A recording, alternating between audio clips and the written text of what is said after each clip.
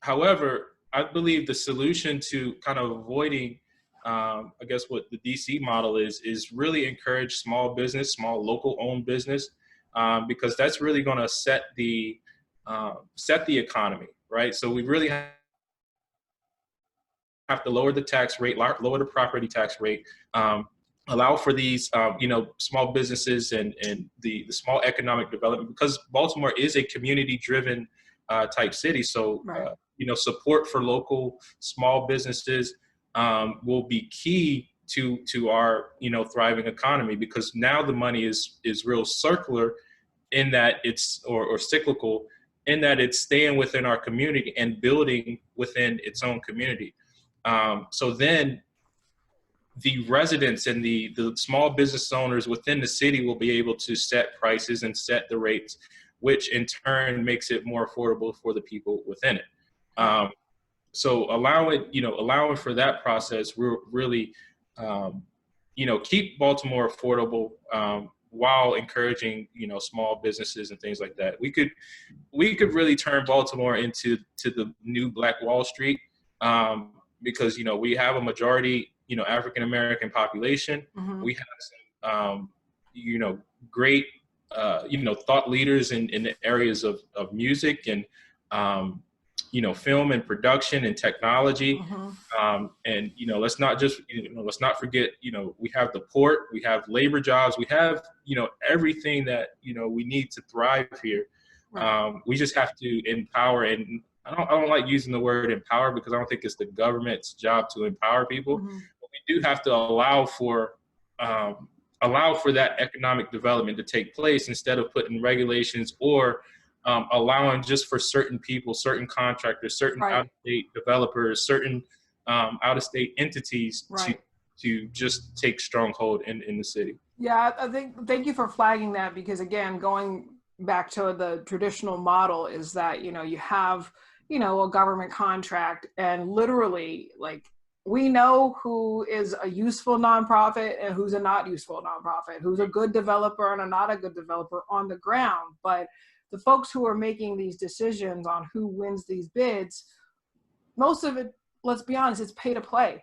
I mean, There's no other way to explain why certain people succeed and others fail. It's because they're chosen to succeed and chosen to fail. Absolutely. And you're right, Baltimore, because it's a part of the state, unlike DC, DC's not a part of the state. So quite frankly, the government is the industry in the District of Columbia. In Baltimore, there's, I don't even know what's going on. Christopher and someone else is calling in. But I do think that it is a place, if you want success, then Baltimore is a place to do that. Yep. Really quick. So I have to admit, I apparently have to record a certain portion again because it was messed up. So can you quickly say, for actually some of the people who rejoined, why are you running and what makes your candidacy different? And could you include in that, why are you a Republican and or conservative? Because a lot of folks sort of know why they are, but wonder, like they ask me, they like look at me and they're like, so what's wrong with you? Like, short of that, can you sort of capture that so that we can record it, please? Awesome. Yeah. So why I'm running is because, again, I'm stubborn, and I don't want to move. But in that, I want to be, an example of the change that I believe Baltimore sees. So I am married, have 2 kids. A working father, and I believe Baltimore needs more of that. So I want to be part of the change that I think Baltimore needs. Now, the way I see and the way I envision Baltimore, it's like a puzzle. Like when you first open the box, when you look on the outside of the box, you see this beautiful picture of what, when it's put together, the puzzle will be. But then when you open the box, all the pieces are in disarray. They're turned over. They're out of order. And you really have to, sit down, focus, and put them together. And I think at this point, Baltimore has all the pieces it needs to be a great city. We just have to, put them together. Right. And you believe that being a city council president could help? Yeah, absolutely. Because, it helps with, the city council president sits on the board of estimates, has a lot to do with, how the money within the city is spent. A lot to do with, a lot of the commissions and boards that are established within the city. So there's a lot of responsibility within the city council president seat. It's almost equivalent to the mayor, but it's not quite there. But, there are some positions where the city council president does sit higher than the mayor, like on some of the boards. Okay. There's some room for dialogue there. So why am I, Republican, conservative? I actually used to be a Democrat. I didn't know why I was a Democrat. If you would have asked me that, I wouldn't have been able to give you an answer. I just thought Democrats supported the black people, which I was, I was black. Well, I am black. So I thought that's what I was supposed to do. Right. But then I started doing a lot of self-reflection, self-evaluation. Gotcha. Actually looked at the Democrat platform versus the Republican platform. That's a good place to start. So the Democrat platform, as a Christian man, stands for a lot of things that as a Christian I just don't believe in personally. So then I looked at it, and the Republican platform is more what I align with, and then I started looking at, some of the history. And if you just do a Google search of why the Republican Party was founded, you'll see that it was created to prevent the expansion of slavery. So from default, it was, against the biggest enemy, so to speak, of, the biggest anger or touch point against black people today. Yet, it seems like that part of our history was forgotten or misconstrued. Right. I mean, I would say it's been hidden from us, to be honest. Well, intentionally, right? So right. It's there. So now we have an emotional attachment to being a Democrat. And then, we know when we get our emotions riled up, there's nothing you can really say to a person is that, once they're emotionally attached to something, it's really hard, and you have to be very careful to steer them in a different direction. Right. Right. And I think that that's one of the reasons why Baltimore has a chance to redeem itself, quite frankly, because there are a lot of people of faith, particularly traditional Jewish and traditional Christians who live in the city, who've built the city out for generations. And, when push comes to shove, if you have a higher call, if you have someone higher than you, some being higher than you, a lot of the narrative that the Democratic Party pushes on society falls short, especially if you have that base. And when I was a field organizer, for example, in 2014 for the Democratic Party, I was sort of amazed, quite frankly, about how faithful people were in, let's be honest, beyond Montgomery County. I hate to say it, but the spirit of atheism is ridiculously strong in hyper-Democrat regions. It's happening in Howard County as well, whether it's atheism and or full-on Wiccan, like witchcraft. It is shocking to see that people fully believe in antichrist natures. And it's weird to admit that. And I think as individual people, followers of God, particularly first or second covenant folks, we actually have to come to a point where, what are we going to do about it as individual beings? Are we going to accept what they're offering, knowing full well we are supposed to stay away? Like, we have been told for thousands of years to stay away from that energy. And that energy is what is dominant, whether it's through society, whether it's through the Democratic Party, whether it's through government schooling, all of it. Individual Jews and Christians specifically have to make a decision now. And that's why I speak so adamant about it, because if you don't admit that and if you don't accept that as a worldview, even if you go full on Ayn Rand and they talk about moralism and all that stuff, you have to have certain morals, values, and principles in order to not only govern yourself, but interact with one another. And they don't want that, because you cannot control people who believe in a higher power. Yeah, you're right about that. And then, there goes my soapbox. I think we also, a lot of the Black family was together at one point in time, like as recent as the 1950s, 1930, between 1930s and 1950s.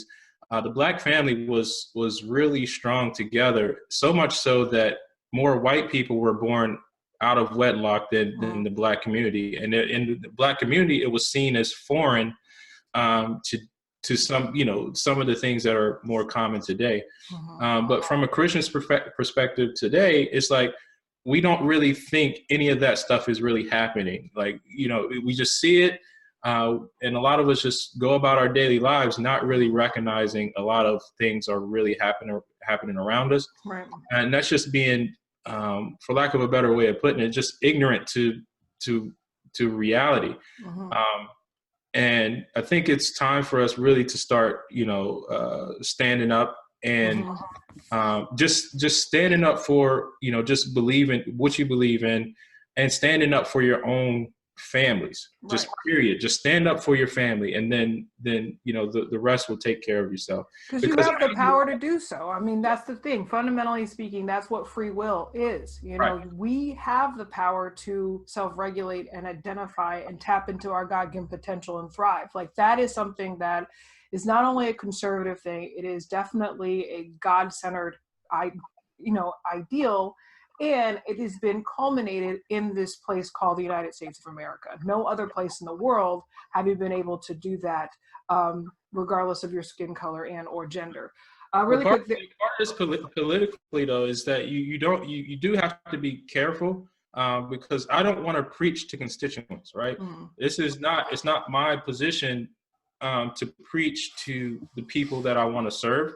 Yeah, no, I mean, it's not preaching. It's not preaching necessarily. It's the fact that, like, for example, like what we are in now, it's unprecedented, right? Where there are people who are in these elected positions who literally are making decisions that impact our lives. Like, if there's no other time but now to notice how important it is to see who has been elected to these several different positions.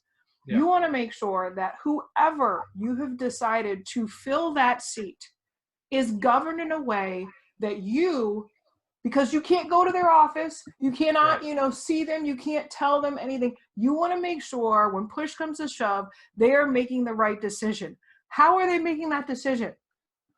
I don't think most people will have an issue with you having a moral center. I have a problem with people who don't have a moral center that are making these decisions based on what? That's the question. What are they making these questions? What are they making these decisions on? Do you know what I mean? Yeah. So that's what I was saying. Like, I'm not here to preach, but my job is to be an example and to be a light and be, like I said, just be a light to others. Because if I have to tell you that I'm a Christian, then I'm not really being a Christian, because I have to proclaim it, right? It's if I'm being an example and being a light, there's just some things that are just attractive about that, and in my opinion, that's just the way it should be. Now, from a government perspective, I can tell you, how I believe in my faith, but as a conservative, as a Republican, it's not my position to tell you how you should believe, because I believe you're an individual and you should make those decisions for yourself. Right. Now, the flip side is the Democrat Party has generally told you, well, you can't be this because it's, you know, it's not right, or it's separation of church and state, which is a complete farce anyway. Right. But there's when the other side is saying you can't, you know, bring your faith into this, or you can't, you know, have an opinion about that, then that's more of an issue than me saying, hey, you're an individual, you see what I do, you know, you're able to make decisions for yourself. Right. And that's the only thing that I want to be able to get across, is that, hey, you're an individual, you have the power to make these decisions. And it goes to economically, you have the power to open a business, you have the power to create jobs for your community, you have the power to you know, to start a new business, to you know, to create, you have the power to build Right. a new high rise within your community. Like you have the power to do these things. It's not for me to tell you that you can't. Now, Right. my job is to keep things equitable and fair from a regulation standpoint, but it's not to tell you that you can't do this because, right? It's just to keep things fair. And that's not what our government has done. Okay, so I am going to try to figure out how to bring in some folks because they have questions. I think, Stephen, I saw your hand go up. Can you hear me, Stephen? Hello? Hey, Hey, Stephen. did you have a question? Can you hear me? Yeah. Not really. Not really. Can you hear me? Yes. We can hear you. Okay. I was trying to come in. This is new to me, so I'm over here playing with the Zoom buttons and everything, trying to come in. But no, I was invited in. I'm one of the community activists in Baltimore City. Awesome. So basically, I'm listening to y'all, and Christopher invited me in. I do a lot of fighting in Baltimore City to try to move our city forward. Yeah, so yeah. I'm that hope that y'all are talking about, but I'm playing with the phone. That's all. That's okay. Well, thank you for being here. I'm going to ask Chris to come on. Okay, I'm going to mute you and then going to bring in Christopher. Christopher, are you still there? Hold up. Let me see where you are on this thingy. Wait. Scroll. Oh, find a participant. Let me see. Chris. All right. Christopher, are you there? Yeah, man, you there? Yeah, how y'all doing? Hi, Christopher Anderson. I'm gonna try Hello, to Liz bring you Matory. on. You want me to bring you on video or no? I am in the shower. Okay, no, so no video. If y'all want me to, I can come on if y'all want me to. No, it's okay. No. No. Just talk. Come on, Jovani, I can come on. You said you were in the shower. That's something. How y'all doing? Good. Yeah, I invited some community activists on. It's important that the community activists get on, like Stephen Copeland and others. Christina Flowers had a press conference today. My question is to Jovani and to you, Liz. Mm-hmm. I hear a lot about conservatism and politics. That's great. But what are we doing about the community in the coronavirus and how to help conservative-wise? And what can we do to help the people that's in the street of Baltimore? I'm just talking about Baltimore because that's where we live, and you have a city council president on. Right. So what are we doing to help the people, especially the hardest hit, the homeless community inside of Baltimore? And Jovani, Liz, I want to hear from you first, but Jovani, your answer, especially because you're going to be city council president. It's not about Democrat or Republican. Well, how are we going to help the citizens, especially during this crisis? Right. Well, thank you for that question. And I'm going to mute you just in case. Honestly, that's the reason why we actually have government, which is a weird thing. I mean, because we've overbloated government, we forget what government is for. This time, states of emergency, why our tax dollars are for what they are is to help and address times of need. If we were living conservatively prior to, we wouldn't be outspending all these different things that government wasn't supposed to be spending. But now that we have a state of emergency, we are supposed to have those systems in place in order to address them. Having said that, one of the reasons why I haven't been outspoken about this shut-in is because it is very un-American, quite frankly, to reduce your travel and reduce your liberty. And for Governor Hogan to make his decisions, I respect and appreciate why he's making them, but restrictions should be the last resort. And if those are the decisions that our governor has created, then it is up to the community to then support each other. When you have resources to share, identify, as Jovani said, as close of a unit as possible that you believe that you can support. Your family, at the end of the day, should and ought to come first if you live within or near your family. From that, your block, your neighborhood. From that, your neighborhood, I already said, and then from there on, it grows and grows. It can be very overwhelming for people to think, okay, what can I do? I need to be here, there, and everywhere. First of all, take care of yourself, because you cannot take care of others unless you're taking care of yourself. Getting enough rest, staying off the streets, staying out of sort of, communicable areas. But then if you are strong enough to support, find the most local community that you can share. And as we had mentioned before, churches have traditionally been those points of nucleus.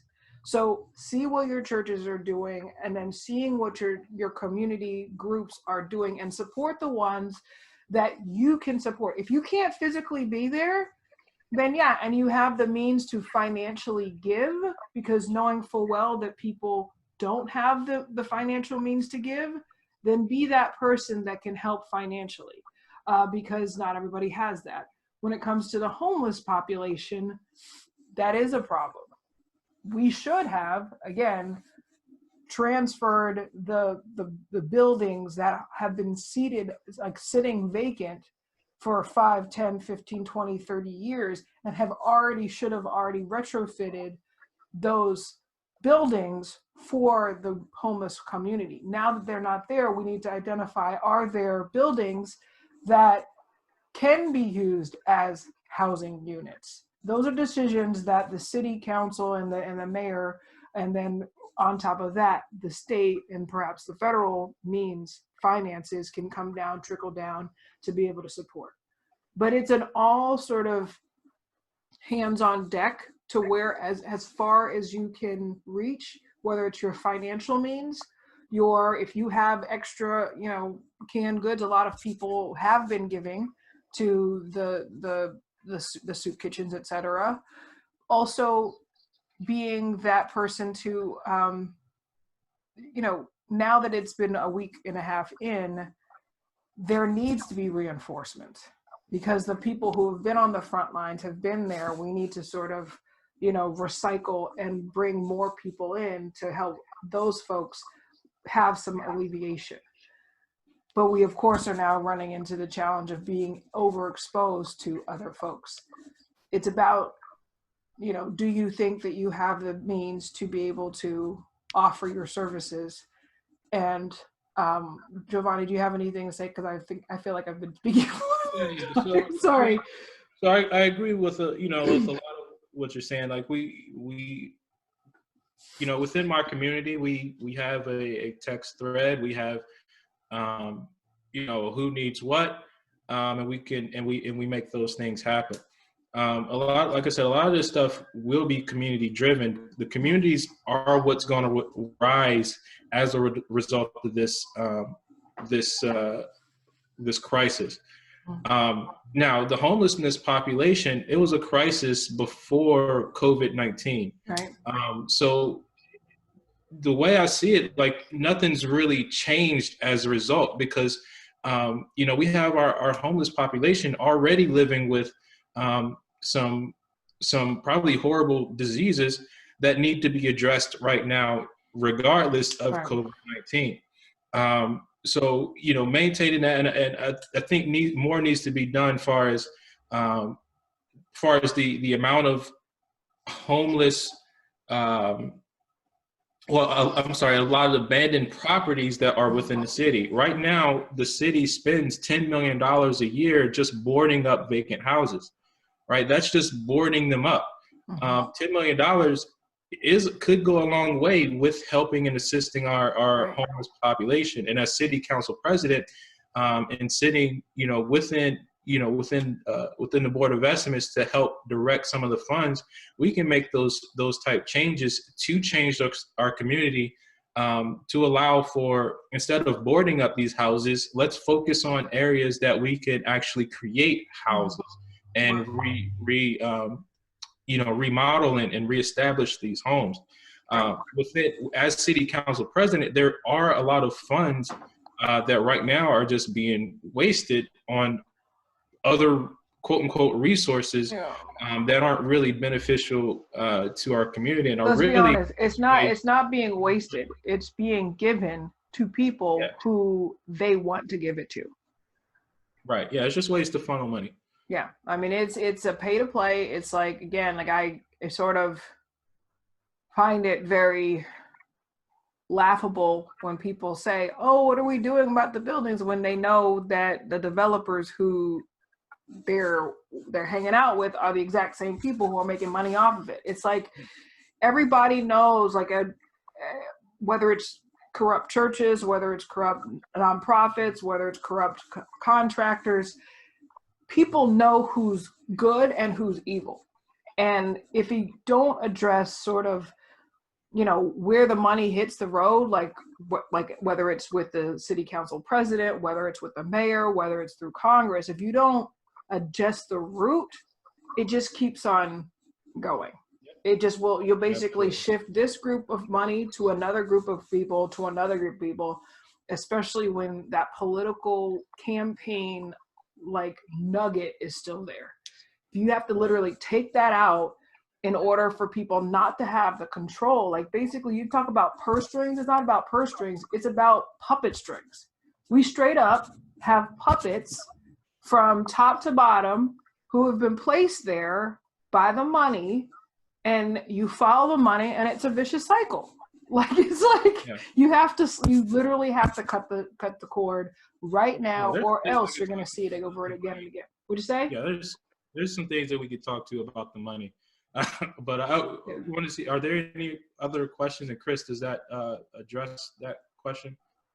Yeah, I think we're at our little like time limit, and I do know the president's going to have his 2-hour town hall on Fox News starting at noon. So folks might want to check that out. But could you share your website with people and ask them how can they help you? You don't have a primary because you're the only person running on the Republican side, but you still need help. So how can people help you? Right. So my website, I'm putting it in the chat right now. Facebook, you can follow me there. And let me put my Twitter in there. Right. So for the people who are on the phone, his website is www.jp4bmore. I think it's .com, right? .city. Oh yeah, how did you do it? So it's www.jp4bmore.city. That's awesome. Yeah. And then we recorded this part, the second half, and I'm going to try to fix it and put it up and send it out again. But we're gonna, if people like having this, we'll have another one. I'll try to bring another candidate on so we can help sort of spread the message that way. Thank you, Jovani, for being my first person on this. And thank you for running for secondarily, because it's huge to put your name on the ballot. And as you can tell, to have that heart for your community is very powerful. So thank you so much. Yeah. So also just to see a list of other candidates running that, you know, that are part of our team. Mm-hmm. Just go to www.baltimorecity2020.com. Okay. www.baltimorecity2020.com. All right. And that will, lead you to not only my page, but some of the other ones. Chris Anderson, for example, is running in the 7th. Some others here. And also recommend checking out Brandon Joyner L. I forget his website, but his Twitter is Brandon. I think he was supposed to be. He's on here. Oh, is he? Which one is it? Oh, one. Do you want to say anything? Hello? Oh, anyway, so we'll maybe have him on next time. Yeah, awesome. All right, thank you so much, everyone. God bless you, and please stay safe. And I'm going to end this chat now, and hope everyone is awesome. Thank you, guys. Bye. See ya. Bye.